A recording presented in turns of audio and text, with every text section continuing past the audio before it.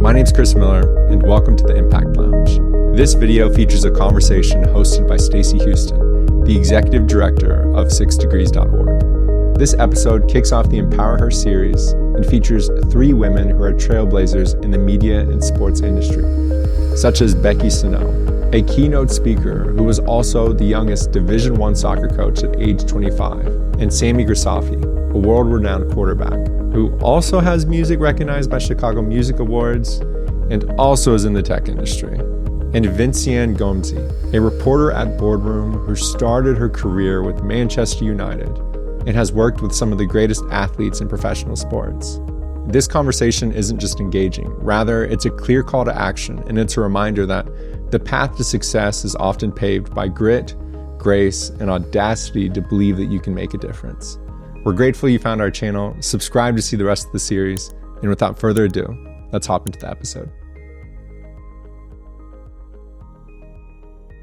Welcome to the Impact Lounge. I am Stacy Huston, your host and the executive director of SixDegrees.org, an organization founded by Golden Globe winning actor, musician, and philanthropist Kevin Bacon. We are a nonprofit for nonprofits. We connect people with essential resources. We amplify causes local communities care the most about. And we share stories of change makers because we believe storytelling has the power to change the world. Our core pillars are youth empowerment, justice and equity, building sustainable living environments, and emerging crisis. And today we are relaunching our Impact Lounge, a video series of conversations with movers and shakers in our world. Our hope is that you leave these conversations inspired about the possibilities, you learn a few things, and you take that back into your corner of the world and make it a better place. So I'm super thrilled for this very first conversation in a series we're calling Empower Her. Today's topic is centered on women in sports and entertainment, a clear, near, and dear topic at the heart of 6 Degrees. And I am joined by 3 incredible women that I have come to know from various seasons of my life and the work that I do. So I'll do a quick intro of each of you, and then would love to jump into kind of your personal stories. So first up, we have Becky Sano. Becky is a human performance expert. She is the founder and CEO of Athlete Achievement Academy. She's a keynote speaker, consultant, and an elite coach. Becky has competed as a professional athlete in soccer and natural bodybuilding. She was the youngest Division I soccer coach at 25 and led her team to the first ever NCAA tournament in school history, and was named Big 12 Coach of the Year. It's incredible. Mm-hmm. Becky has worked with professional athletes, national champions, coaches, and high school athletes. Her peak performance pillars have been proven to bring out the best in all of her clients. And Becky has the unique ability to use past challenges in life and reframe them as superpowers. Her book will be released in late 2024. And I'm sure after today's conversation, everyone will want to read it. Welcome to the show, Becky. Thank you. I am super excited to be here, and what a wonderful opportunity and mission to be able to empower other people through our stories. So grateful to be on with these other super powerhouse women as well as yourself, Stacy. Oh, thank you so much, Becky. We're excited to jump in and learn a little bit more about you today. Next up, we have Vinciane Ngomsi. Vinciane is a reporter and digital creator at Boardroom. She began her career in sports journalism with bylines at SB Nation, USA Today, and most recently, Yahoo. She received a bachelor's degree in political science from Truman State University, and when she's not watching old clips of Serena Williams' best matches, because don't we all, she's likely perfecting her signature chocolate chip cookie recipe or preparing a traditional Cameroonian meal. Welcome, Vinciane. Thank you so much for having me, Stacy. It's been such a pleasure, and it's all true. I love culinary, I love sports, but I'm just really excited to, at the core of it all, uplift women. And you do exactly that. We're so happy to have you here, Vinciane. And last but not least is Sammy Grisafi. Sammy is the chief of staff at a company called Instill. She's an award-winning singer-songwriter and world-class athlete. She gained fame as a quarterback in women's football, winning gold medals and MVP awards. Her music has been recognized by the Chicago Music Awards and the Recording Academy. Grisafi's debut album, Open Field, complements a documentary about women in tackle football. She transitioned to the technology sector, rising to leadership roles at Signal Sciences before its acquisition. Currently, as chief of staff at Instill, she leverages her diverse background to drive innovation and inspire her team. Welcome to the show, Sammy.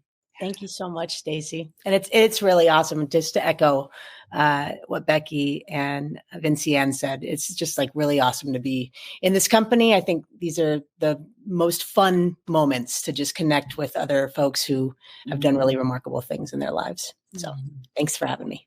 Oh, absolutely. And since I just kind of ended with you and your intro, why don't we start jumping in with a question? Yeah. Little known fact, we have known each other since elementary school. And I had a front row seat to see you shatter some glass ceilings for sure in our small town of Redlands, California, where you were a female quarterback and playing high school football.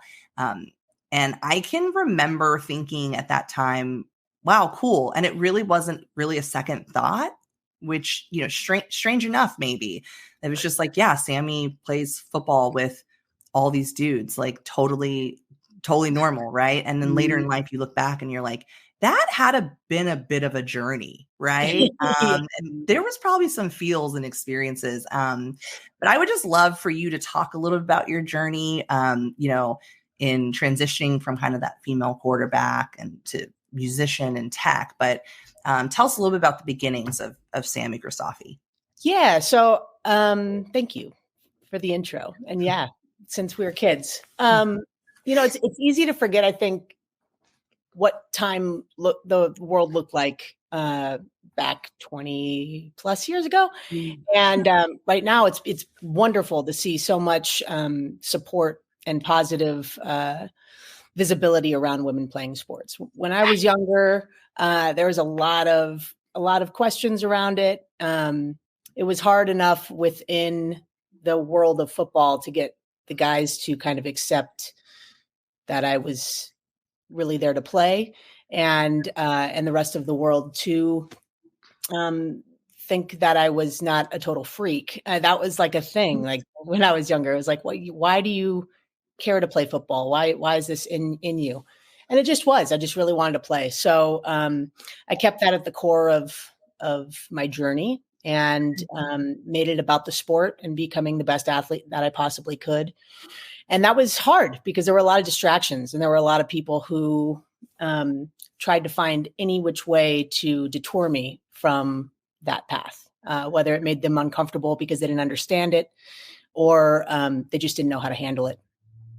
I've been fortunate enough to, with this documentary Open Field, be able to revisit that world and revisit some of the conversations with coaches and teammates and kind of hear their side of the story. Because when you're young, your world is your world and you think only of your experience in it. But that's been a really beneficial and educational process, is kind of, and a bit of empathy actually involved in that experience. But yeah, I guess the main thing was that I really wanted to play. A lot of people didn't want me to. I worked really hard and I did. And I became the first girl in California to play quarterback in a men's D1 high school game. And then later I went to college. I got a scholarship in acting because I knew I couldn't get a scholarship, or thought I couldn't get a scholarship in football. I went to Chicago College Performing Arts. My senior year, I found out there was a women's pro football team there. And that was a whole other journey. And then I got to finally experience what it was like to just play the game and it not be a social commentary political movement, which is what it felt like a lot when I was a kid. It was more than just being an athlete. I had to be some kind of spokeswoman for all women kind. And that's a lot of pressure when you're, 12, 13, 14. It was nice. It felt like a relief to just get to be an athlete. So I did that. I was on the first Team USA, which came about in 2010, which felt rewarding because all those years of people saying, how is this going to pay off for you? This is you're never going to get a career out of this. And then to be ready for when that moment struck. lead the receiver, so to speak, with women's football. I was already ready because I had already had training, and a lot of those folks, a lot of my teammates hadn't had the opportunity. They had to use transferable skills to become great female football players because they hadn't had the experience.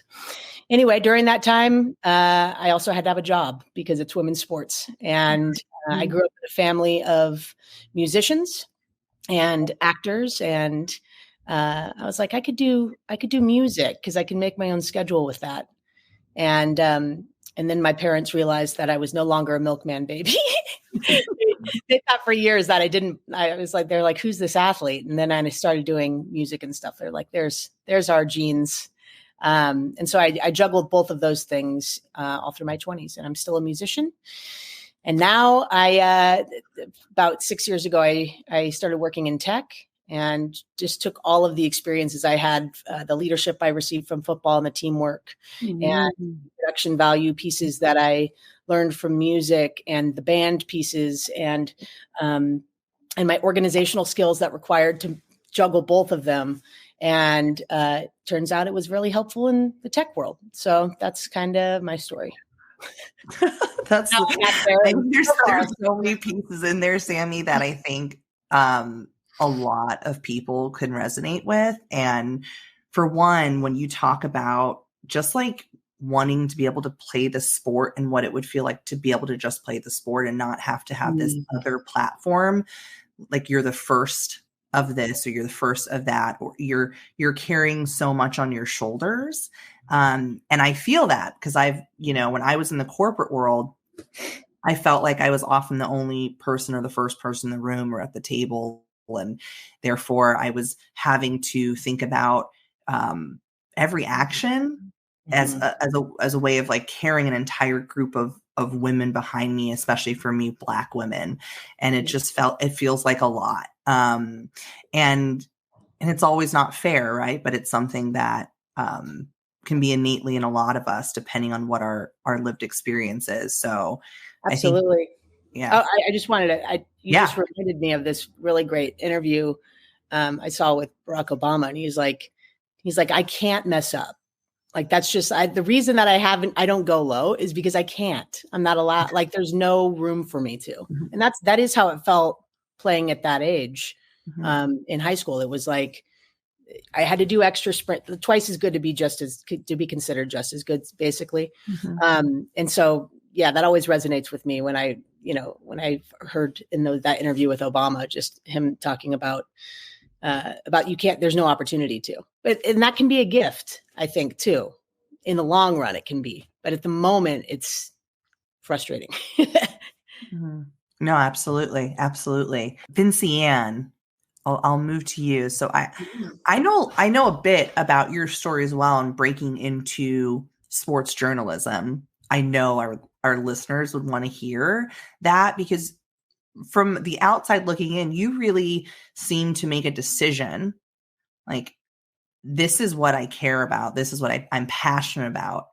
And I'm going to bet on myself. And then you, like I said, once again, from the outside, looked like you really took a leap of faith, but a prepared leap, right? And so I know when I left corporate America, people were like, you're leaving corporate sales and, to go into the nonprofit world. Like, is this clearly not a financial decision, right? But it's like, I felt like I had no other choice. Like, it was calling me.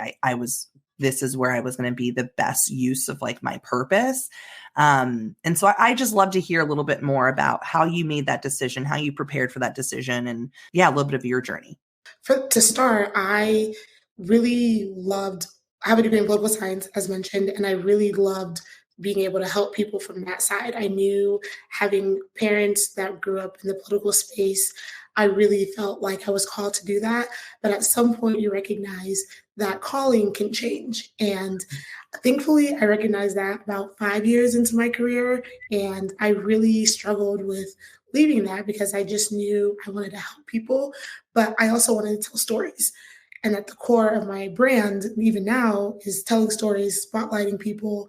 And so that's when I made the transition to work in sports. And it didn't come with its own fair share of challenges, a lot of doubts, but essentially I started off basically like working for free. And it was babysitting, being a delivery cart driver, Instacart driver, to turn around and write at night, hoping it would pay off. And so I did that for about a year. The first paying gig I got was working for my favorite team, Manchester United, working for a blog there that paid $50 a month. And I just knew, okay, if someone's actually now paying me, I can't stop now. I have to keep going. So it just turned into me honestly saying yes to basically anything. And I just said yes, hoping that eventually someone could see that I was worth the payoff to invest in a full-time role. And after about 2 years of doing that is when I landed my first role at Yahoo. But everything else before that was freelance, was me working for free, was me hoping that someone would read my work. It was me starting a website and just publishing my thoughts. It was basically like a brain dump. And I just knew that maybe it's the delusion in me, but I think it was just also the confidence. I have been raised by two amazing parents who have always spoken life and has spoken confidence into my siblings and myself. And so I just knew I couldn't fail. And I'm really blessed because there have been multiple moments where I just figured it's easy to go back into the corporate world. It's easy to go back into politics, but I wouldn't feel fulfilled. And I can say now comfortably, I am the most fulfilled I've ever been. And I have now, working at Boardroom, a wonderful team and a wonderful support system that make doing my job so much easier. That's incredible. And I know that, right, some of this,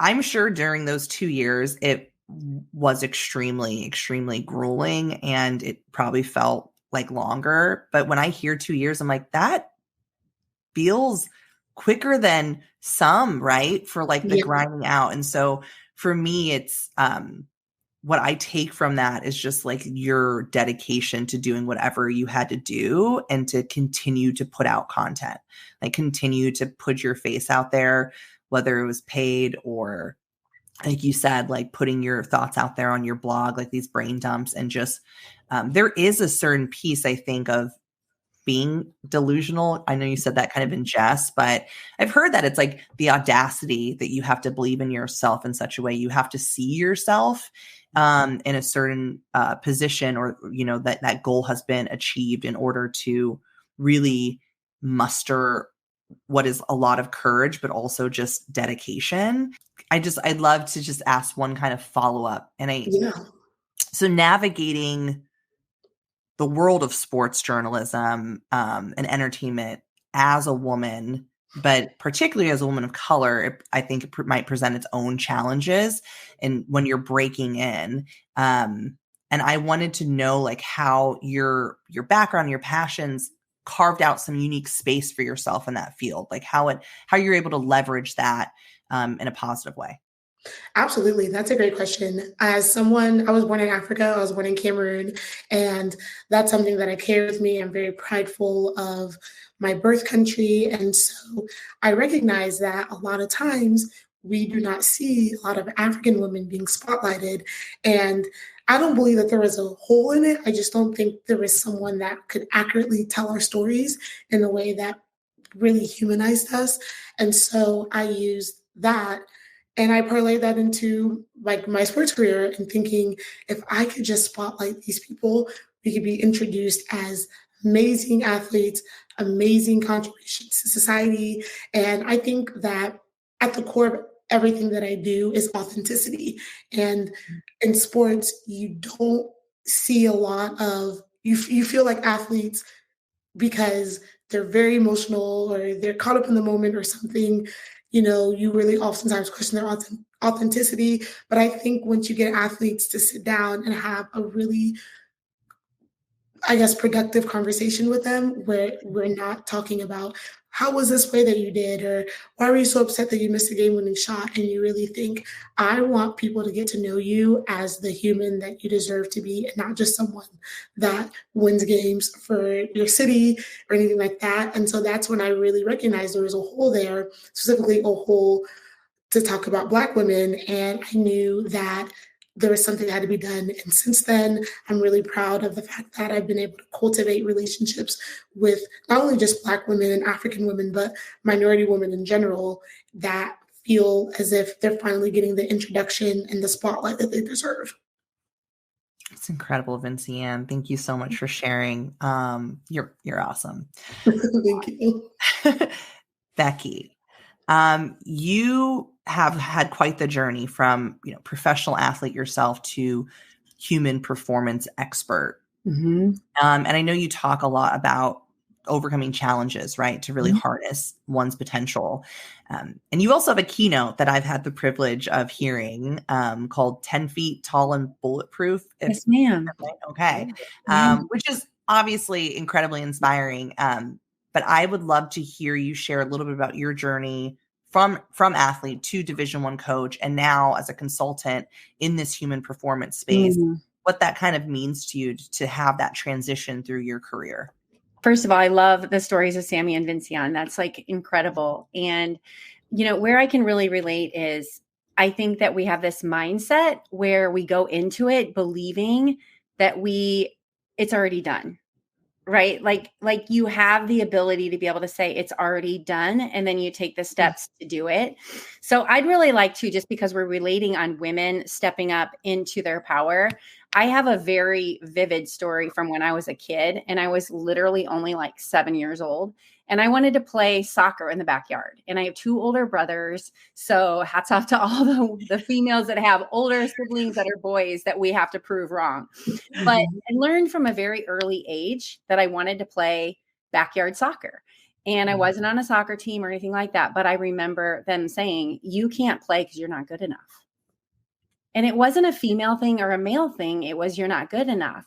And then I was like, well, I mean, I'm not on a team. And they're like, well, then figure it out, get better, and then you can play with us. So right now you're going to be the post. So I literally was like, it was like the tree and the post, and they would call shots off of me. Literally, Stacy, shoot balls off of me. But it inspired me to realize that you have to find a way if you really want something bad enough. So I went out in that backyard and I found a tree.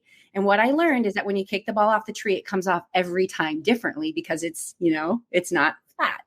And then the steps in the backyard, if you throw a ball off of the steps, they bounce off differently every time, which allowed me to be able to catch a ball at all different kinds of angles to get really good. So I became a great goalkeeper, and I learned how to kick the ball too and played other things, but we have to find a way. So in sports growing up, that was my way of being able to feel powerful. It was my safe place. I grew up in a place where there was abuse in my childhood, and I had to find a place where I felt powerful and confident. So I would always go back to that sports because I felt like I was 10 foot tall and bulletproof. Like I literally was that goalkeeper in college that was like, if they come in my box, they're going down. Like I'm going through them, and I get the ball, and the ref will always call it against somebody that gets in my way because they try to protect the goalkeeper. I mean, I got some fouls called against me, but going into translating that to what I'm doing right now, I believe that every human being has the ability to feel like they're 10 foot tall and bulletproof, but they have to pull on those things that help make them successful. And when you talk about like, how does that discipline from being an athlete? Well, when you overcome different things like resilience and failing and and performance anxiety and not always going with the flow of way other people think. Like, we have to do things differently to be able to be excellent in our field. Learning how to manage our time, learning how to overcome a lot of different challenges or injuries. We realize that we can carry this over and be able to become massive, great leaders. So I got to a point where my body doesn't play soccer anymore. I can do bodybuilding. I might do that when I'm 50. It's coming soon.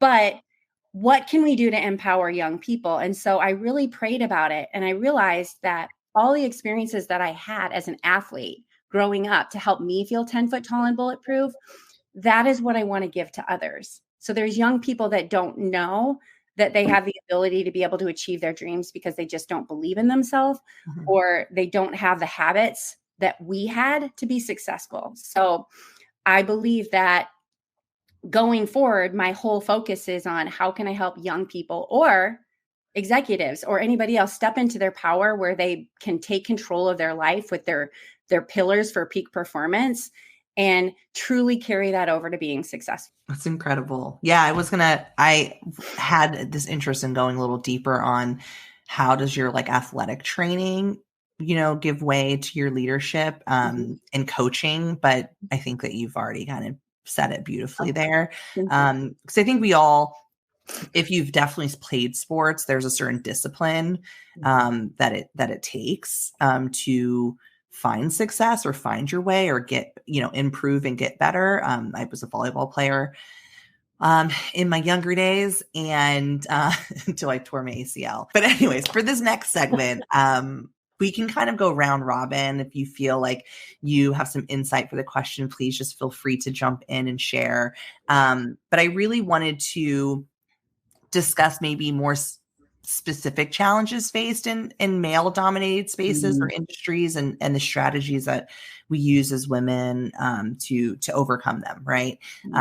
So I'd love to hear from any of you about maybe some challenges that you've faced in your career specifically. And it doesn't have to be in recent. It could be, obviously, there's been a transition in many of our careers from different spaces like nonprofit, music, the arts, from coaching and competing. But anything come to mind for any of you? Yeah, go ahead. Yeah. I'll start off because I have some thoughts on this. Just a few things. As being a college soccer coach, competing against men, and it's definitely male dominant as far as the head coaches, I would say there's a few things. Number one, they don't respect right away until you give them a run for their money or you beat them. Then they realize, okay, now. So it's almost like it doesn't matter. And I was young too. So when I coached going into it where people have more experience, you truly have to show up and believe what you stand for.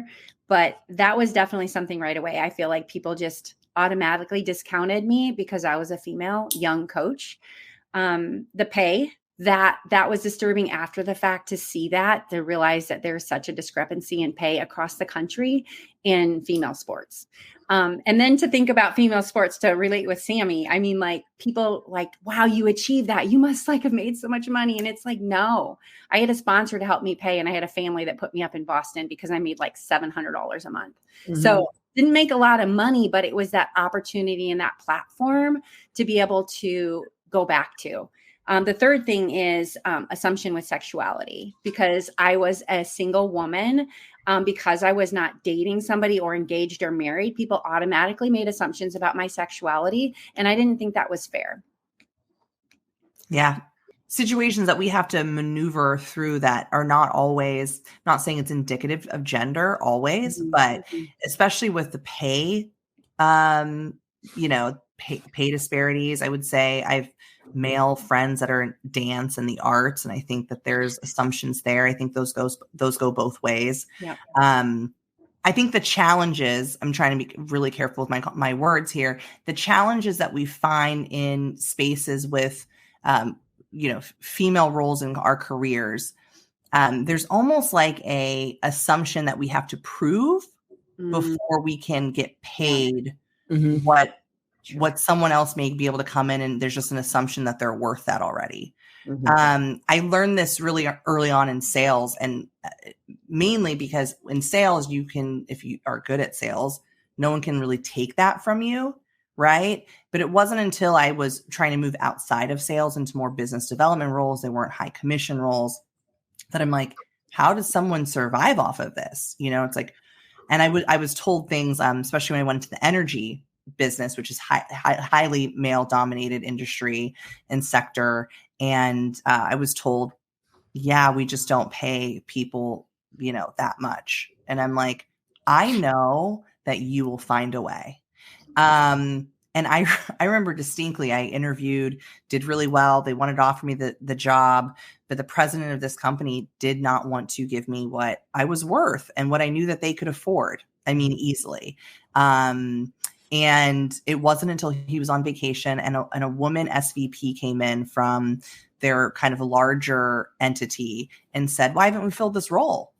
And they said, well, we found this great person, like she's great for the role. But so-and-so doesn't want to pay her what she's asking for. So we're kind of at the stalemate. And she said, give it to her. And I was hired and brought on before he was back on vacation. Wow. I thought, Good. is he going to hate me? Like, is it going to be like at the end of the day, this is still like the president that I, will through different levels report up to. But it was fine. And I proved myself, and I was in that industry for 9 years.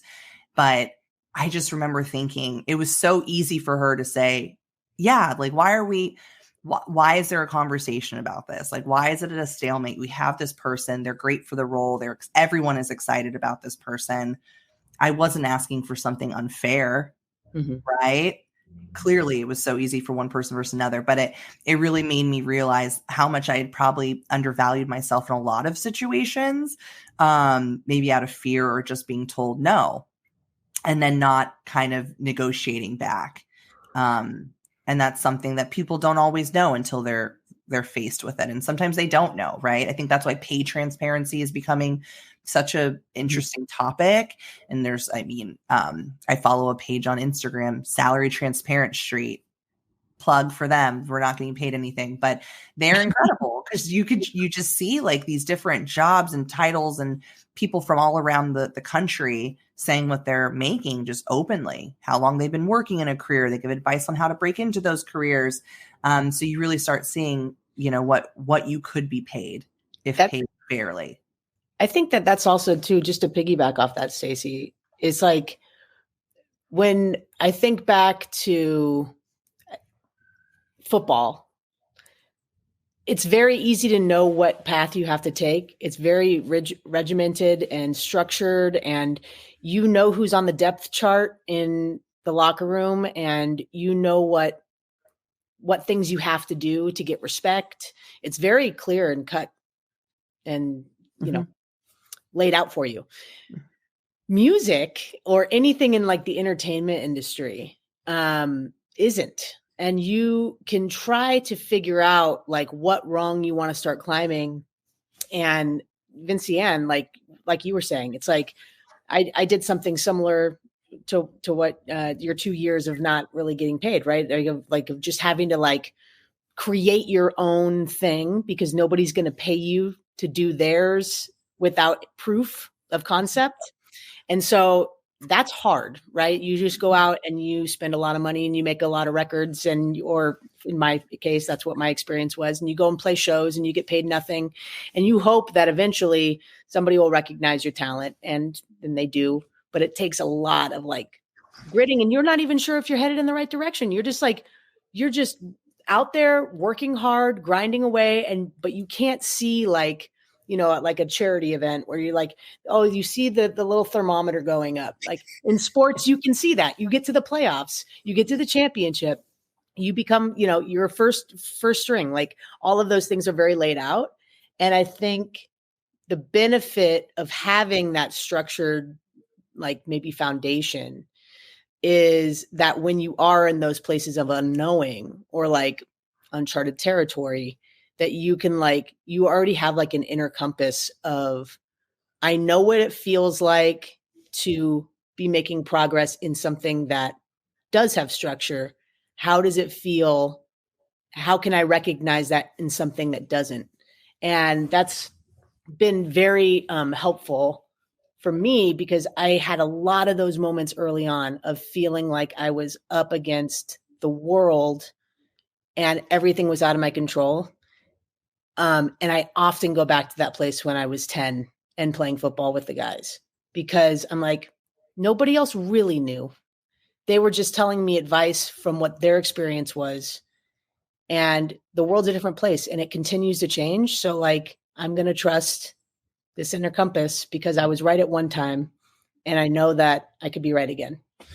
Really good things like this take patience. And it's so important to be able to understand that at the beginning of it all, because I completely feel like there are moments where even now in my current career, I am, and at this age, I'm certainly successful, but I don't always feel as if I am where I need to be, or I'm like chasing something else. But like you said, going back to the person that you were when you were a child or you were just playing out. And I think in 2018, life looked a lot different for me now. There are situations where I just thought it'd be really cool to go to the Super Bowl. Now I've been to 4. I mean, it's very important. Yeah. Like, and it just keeps getting better. And I completely have to remind myself, like, put the passion that you have towards that. As long as you keep that at the center, you're 100% going to succeed. And at my very first Super Bowl in 2020, it was that feeling as if I'm stepping up, I'm interviewing some of the best players in the NFL. And a lot of the men that were in there, I wasn't keen on speaking up yet. I just thought, let me my way in here. Right. But it was a moment where I was interviewing Dan Marino, and a fellow reporter came up. Yeah, love him. He was so kind. Dan. Came up, pushed me, and he noticed it and thought this was disrespectful. Like, you cannot push someone to get in the way. And eventually said, I will not be granting you the interview. I'll be giving Vinciane your spot. And I feel like in those moments, I was like, okay, someone's paying attention to me, because I just really didn't want to ruffle any feathers. But I think as women, that's what we have to think about first. It's like, we don't want to get anybody mad or ruffle any feathers. We don't want to feel like we're blacklisted. But I've noticed when I speak to my male counterparts, the confidence that they have just going in and pushing people out of the way. I'm not going to push people out of the way, but I do also feel like I don't want to come in there and think my presence is already going to be a threat to people, and just think I'm just there to cultivate what I believe is a great story. And I think that being authentic into yourself completely pays off every time. 100%. Absolutely. I mean, you touch on a really important point as well, which is, advocacy. And I think that Dan recognized a moment where he chose to be an advocate, and that's really powerful. That you should speak up and stand and say something if you see that something is not fair or equitable, especially if you have power and authority to do so, because other people follow suit, right? Because other people are watching, and regardless, you were watching, Vinciane.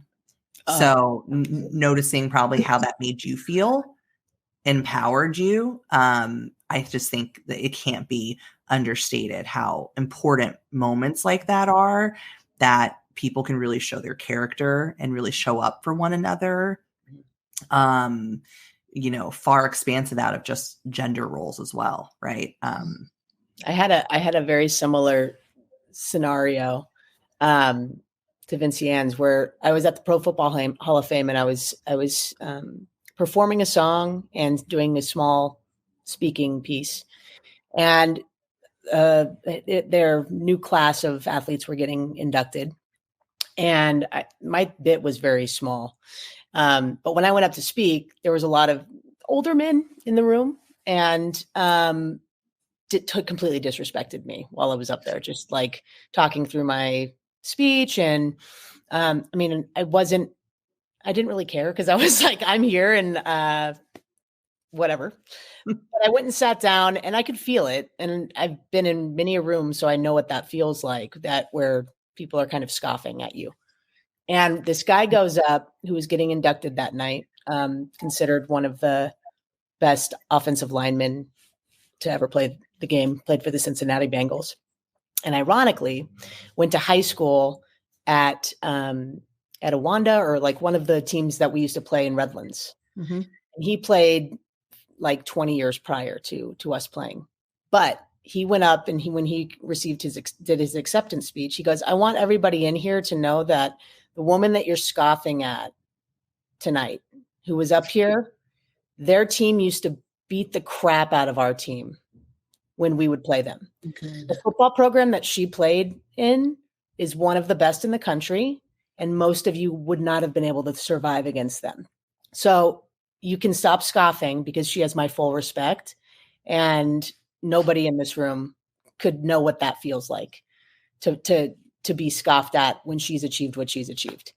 It was like the greatest advocacy in the middle. Like when he had the stage, it was like truly mind blowing. He didn't have to, he could have let it go. But like, It was such a beautiful moment. And Dan Marino, that sounds like a really important moment. Like, and everybody in that vicinity took that away. It wasn't just, the few people that were involved in, the shoving or or the speaking situation. But those are important moments. Yeah. Thank you both for sharing those stories. I really appreciate that. I believe that women are superheroes, and whether you have children or not, I mean, we are designed to further the human race. So I feel like that in and of itself is like a mic drop moment. It's funny that how much sometimes we have to fight just to be on equal footing. But joking aside, we've talked a lot about some of the obstacles that women sometimes face in these spaces, especially around sports and entertainment. But I'd love to someone to share some of the unique strengths that we all believe that we bring to these kind of male-dominated industries and spaces, and how that has played a role in your success. I know. Why is it harder for us? I have a couple. I'll start. Love it. Well, it was an interesting experience, right? Because I grew up playing only sports with guys. And then when I became an adult, I started playing sports with women.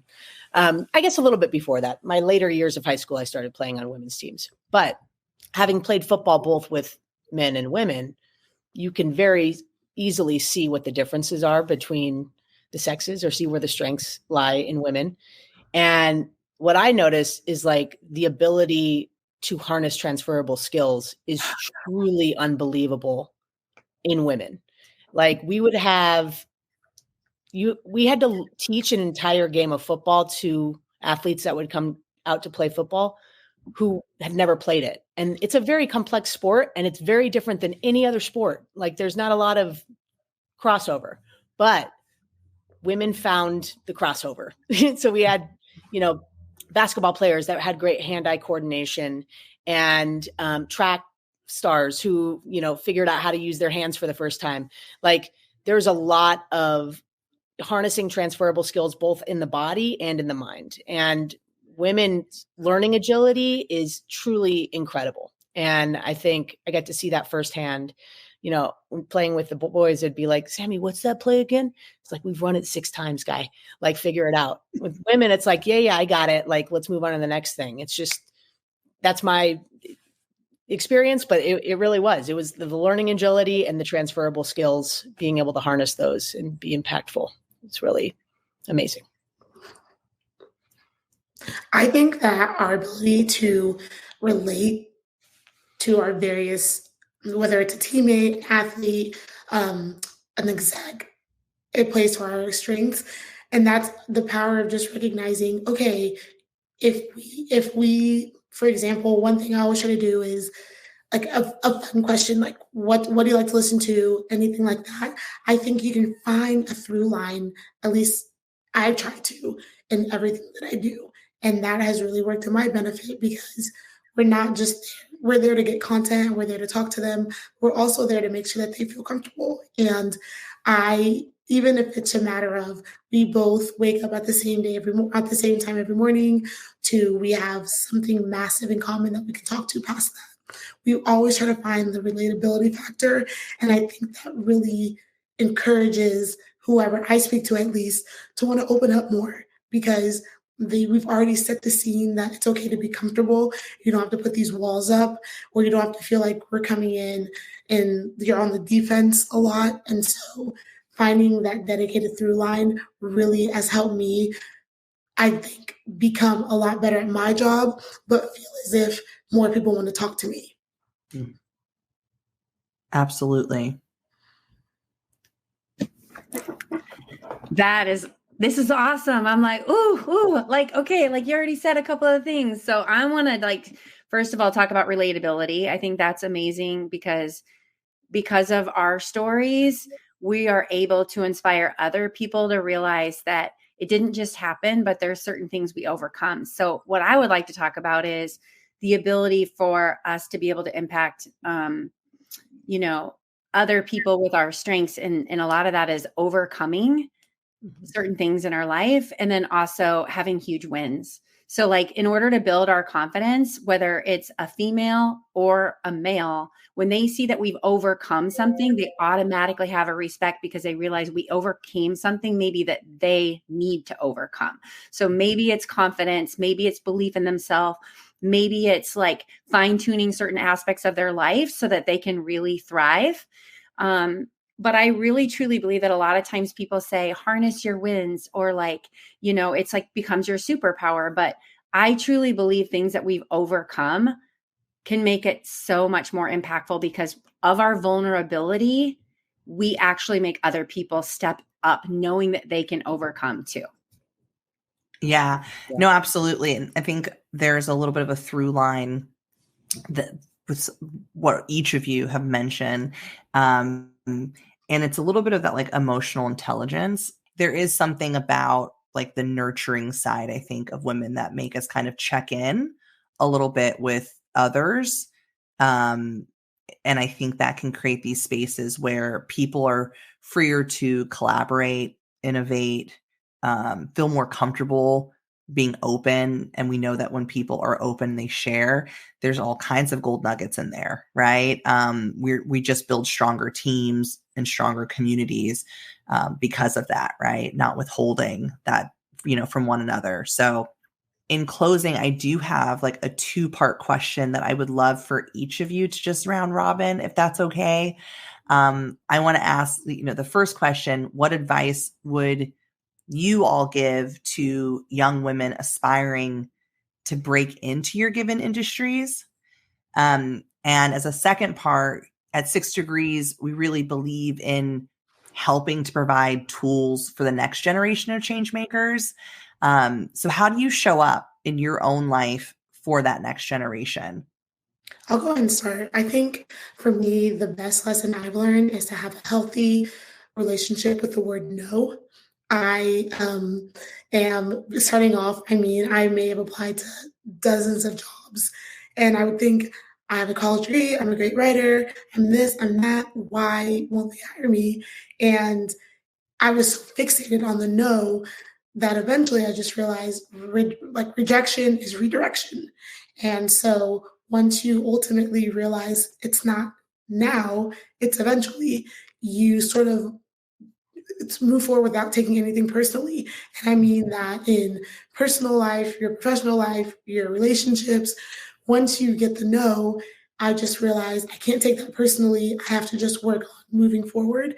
And now I've gotten to the point where the no's appear less and less, or if it's maybe not right now. And it's the same way, like I have to be comfortable saying no to other people and help them realize it's not a personal thing, it's just not a fit. And how I translate that into helping people is I wanted to make myself more available to help people really. I don't want anyone to feel like they had to also go through this grueling process like I did. Of course, it's not going to come easy. No one's going to mirror my exact regimen, but I don't want to see any woman that comes up to me and says, I saw your story, I loved your profile, can I talk to you for 15 minutes? I just always want to say yes, because the 15 minutes with certain women that I talked to over the last 6 years of my career working in sports were some of the best advice that I ever got. And I will always carry that with me. And so if I can make myself available, I will make every effort to ensure that I can have a conversation with someone and hopefully inspire them, like everyone that I've talked to the last 6 years have inspired me. I love that, Vinciane. The mentorship piece is important, and taking time, right? Taking time to say, yeah, I'm going to answer that question because we hope that someone would have done that for us. It has to start somewhere. So I appreciate that. What about you, Becky? She shares one of them that I had on my list, which is seek great mentors in your field or different fields that are outside of your field, just so that you can get great nuggets and just always seeking growth opportunities. And sometimes it doesn't necessarily have to be in the field that we're interested in, but if we're growing from other leaders in their fields, there's always going to be a common line that can really help us grow too. So just being aware and and the books. Like, I mean, like Audible, and I'm like just trying to keep up with the credits as they're coming in. I'm not somebody that likes to sit in front of a book. I don't like to sit down. Like, this is a long time for me to sit down. I like to move. I literally take calls with clients that say, today it's going to be as I'm walking. So when the dogs bark, just, but I think it's pursuing growth opportunities. And like Vinciane said, seeking mentors, and then understanding that it's already inside of you already and believing it. So like having that belief in knowing yourself. Like, if I do certain things, is this going to be congruent to like building myself up? Are these people congruent with building me up? Are they people that are going to say, go for it, Becky? Or are they going to be like, you're crazy and not? Because we really need to learn how to protect our energy, even at a younger age. Mm-hmm. So I just really, truly believe that we need to stay one word, and that is open. If it's open to growth, like just like Vinciane said, why I don't know why this person wants to talk to me, but I then all of a sudden realized it was one of the best conversations. So just really being open to the possibilities and protecting your energy and seeking people that have done things that you want to do. And that's so important. And I thank you for also talking about, the openness of different industries and career. And because I think that is really important. I mean, a few of us have shifted careers, right? And part of that is like having exposure to different mentors, different industries, just, having an open network, right? Of people that we've said yes to. Maybe we participated in something that they're putting together, some networking. I think networks are so important for everyone to really think through their network. And when they're interested in something, ask, right? That's that other piece of just asking. Sammy, how about you close us out with a couple of your nuggets? Yeah, I'm just very, very grateful. I've been very fortunate to have wonderful mentors and wonderful female mentors in the tech industry. I was a bartender before I was in tech. I had 5 jobs when I first moved back to LA, right after winning my second world championship. It was very humbling, and I hit rock bottom, and I was playing music at a art gallery opening. And this woman who was the CTO of a tech company was like, why don't you come in? I think you could probably be my EA. That's how I got into the tech world. So music got me there by playing at a party late night one night. And I'm grateful because that woman and my other friend, who was she was the chief operations officer. And this was the VP of technology at the time. They were really the ones that kind of brought me into this world and were like, you're capable. You have the transferable skills, believe in yourself. So, to go off of what Vinciane said and Becky, both the mentorship is like really, really important. And I strive to be able to give guidance anywhere I can. If anybody wants to ask for it, I'm happy to tell them my point of view and listen to what their story is. Cause I think that's really important, is listening to like what they care about. And then maybe helping them see some things that they can't see. Because transferable skills can be hard to see, like, where else does this apply? Like, if this isn't working right now, where else what's another way in? And I think that's another piece of advice that I took me many years to discover, but it's like the hardest stuff that you probably don't want to do is probably the quickest direction, like the quickest path to where you want to be. Mm-hmm. So like the sprints that you don't want to do at the end of practice actually are like the most important thing for the team, because it builds trust, it builds belief, it builds team. It's like all of these things. Nobody wants to do them, but it's the quickest way there. And I think that also applies for like the industry. Like if you do the tough stuff, respect comes out of that, and that builds a stronger team, and that builds more confidence, and so on and so forth. And that usually ends up making you more successful quicker. And I found that, I've, like I said, been very lucky with my mentors in the tech world. I work at a wonderful company now that is full of incredible employees who are very driven and very team committed and brilliant women. And I feed off of that, and I want to share it with everybody that I ever meet. So yeah, I would say my advice, that's my advice in my experience. And I'm always happy and open, as Becky said, to learn more, because I also know that it's shifting all the time, and that mentorship goes both ways. It's not just teaching, it's the learning from somebody who has had a different experience than you. And that's beneficial too. Yeah, no, that's, I think that's kind of, it sounds simple, but it's also profound. Like, we have to be ready to lean into the hard stuff, and know that there's going to be hard stuff, because with greatness comes hard work, and even understanding ourselves more. There is a little bit of a molding that takes place that can be uncomfortable at times. But it produces the best results. So, no, fantastic advice, Sammy. We appreciate that. I just want to thank each of you so much for participating in this conversation today. And, at 6 Degrees, we really believe that we're all 6 degrees or less from someone or something that really needs our help. And sometimes help looks like sharing stories. And we really believe that stories do change the world. And my hope is that someone today has now seen their reflection in you. And I think you all touched on that a little bit through mentors and through, seeing something as possible. Sometimes you have to be able to dream it, but sometimes you have to see it somewhere first to believe that you could have the confidence and the audacity to do it. And you all have definitely forged an incredible path. And I have no doubt that you'll continue to open up doors for women to come in behind you. And I'm just so absolutely grateful for your time today, and joining the Impact Lounge. So thank you. Thank you for having us, Stacy. Yeah. Thank you, Stacy. It's been fun. Yes. It definitely has. Lovely to meet you both. Yeah, so Yes, awesome. great. I'm finding you on LinkedIn. Oh, totally. We'll definitely share information for each of you in our show notes, so that listeners and viewers can connect and follow a little bit more of your work and all of your journeys. So once again, thank you so much.